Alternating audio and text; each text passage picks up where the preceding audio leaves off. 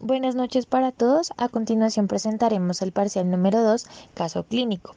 Los integrantes del grupo son Angie Daniela Hernández, Dana Marcela López, Laura Camila Prieto y Paula Camila Marulanda. Iniciaremos con la presentación del caso clínico. Motivo de consulta. Lucía Isabel es una ama de casa de 70 años de edad con 2 hijos adultos. La paciente siempre había sido una persona muy ordenada. Por lo tanto, cuando comenzó a olvidarse de cosas elementales, su esposo comenzó a preocuparse. La llevó al médico de familia, quien la derivó al servicio de psiquiatría de un hospital general para su examen. Según su marido, los problemas de memoria se hicieron evidentes cuando la paciente se quejaba de que no podía recordar algunos nombres. Su esposo notó que a veces era incapaz de acordarse de cosas que habían sucedido el día anterior, debido a que cada vez su problema progresaba más.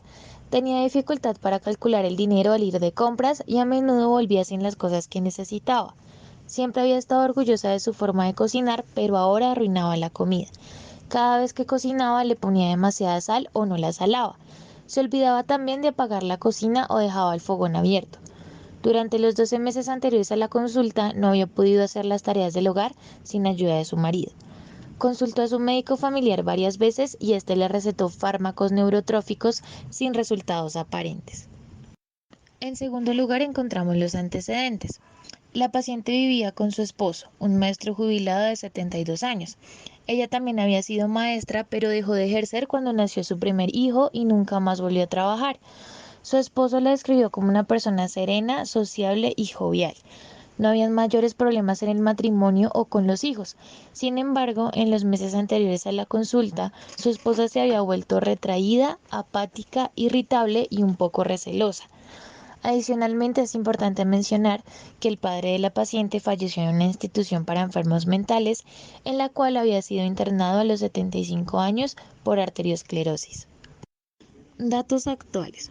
Cuando la paciente fue examinada se encontraron una serie de signos y síntomas característicos. Entre estos, la paciente se presentó algo desprolija, lúcida pero notoriamente ansiosa y suspicaz.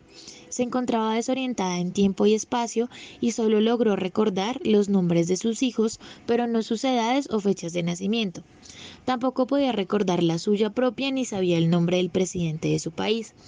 Por otro lado, su lenguaje era bien articulado, pero lento y poco preciso.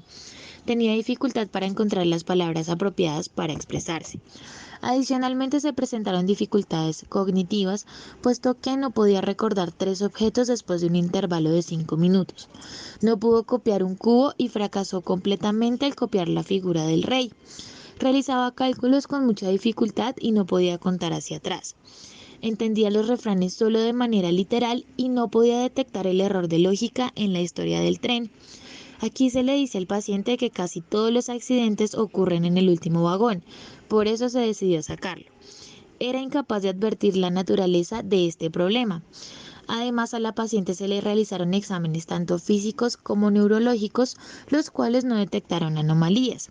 Su presión arterial era normal para su edad y todos los análisis de laboratorio dieron negativos. Sin embargo, una tomografía computada mostró una marcada atrofia cortical. La discusión sería la siguiente.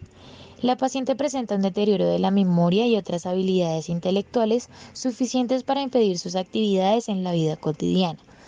Esto se encuentra asociado con un cambio en su comportamiento social en los que aparecen conductas como la apatía, suspicacia e irritabilidad.